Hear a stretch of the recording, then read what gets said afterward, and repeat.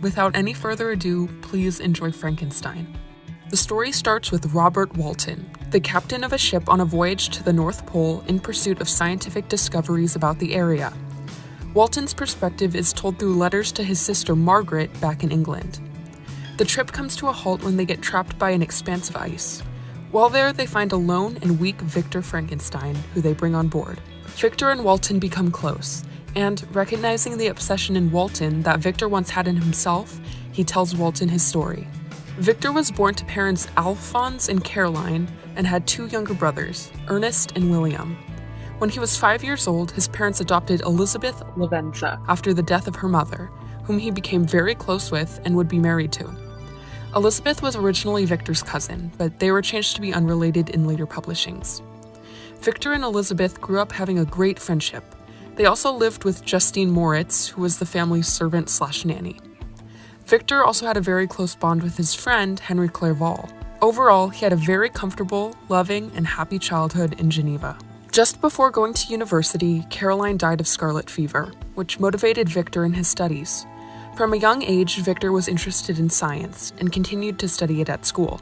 He was convinced to study alchemy/chemistry/some other stuff, basically electricity and chemicals, because he thought he could use it to create life and make an admirable scientific discovery. While this kind of study was looked down on for being outdated by most, a professor at the university encouraged him to pursue the craft.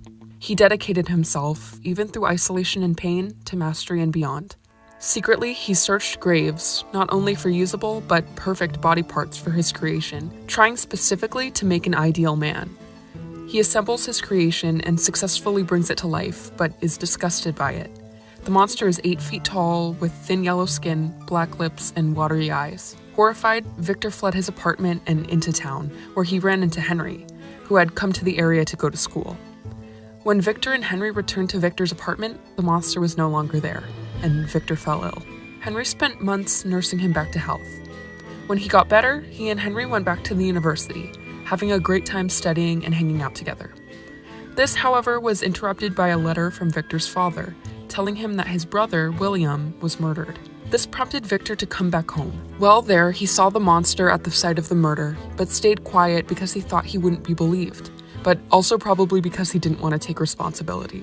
Justine was convicted for the murder because William's locket was found on her and she was hanged. Broken and despaired, Victor went mountain climbing in the Alps, but he again ran into the monster, who told him how his life had gone. Unsurprisingly, the monster was completely shunned by society for its wretched appearance. Alone, it had to learn to live. That fire hurt and hunger needed to be satisfied. He camped out next to a cabin containing a family. The DeLacy family consisted of a father, son, and daughter. He stole their food, but upon discovering their poverty-caused despair, stopped and began leaving firewood for them. By watching them, he learned their language and grew attached to them. He also found and read a selection of novels which made him realize the cruel nature of his treatment and existence.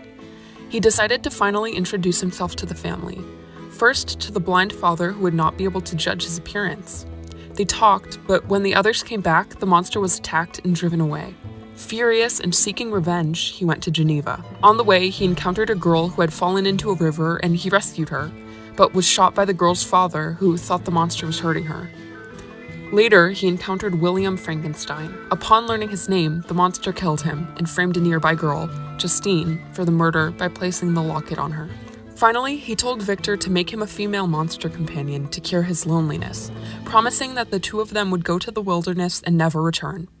And if Victor did not comply, then he would kill the rest of his friends and family.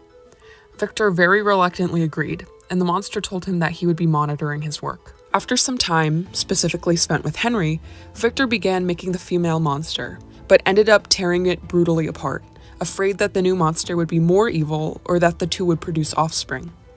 The monster told him to reassemble his work, but when Victor refused, promised that he would be with him on his wedding night. Victor dumped the parts of the second monster into the ocean, fell asleep on the boat, and drifted to a town. When he got to shore, the townspeople accused him of a murder. The victim was revealed to be Henry Clerval, with marks of the monster's hands on his neck. The death absolutely wrecked Victor's mental and physical state. Victor was later cleared, and he went back to Geneva for his wedding to Elizabeth. Victor knew the monster was planning to attack, so he planned on fighting back. After the wedding, Victor and Elizabeth went to a cabin to spend the night. Victor, in his uneasiness, told Elizabeth to wait in her bedroom so he could search for the monster and kill him. But while he was away, heard a scream and found Elizabeth had been killed by the monster. His father was also old and died a few days later. His whole family gone, Victor dedicated the rest of his life to taking the monster down. A long chase began, and Victor followed the monster around Europe all the way to the North Pole. Just as he was about to reach the monster, Victor collapsed and the ice broke, separating them. The monster got away, and Victor was saved by Walton's crew. This is the end of Victor's story, and the novel shifts back to Walton. The boat gets stuck again, and the crew decides to go back once it's unstuck. Victor gives them a speech urging them to continue, and while it is appreciated, it is not enough to change their minds. Sick, weak, and ruined, Victor dies.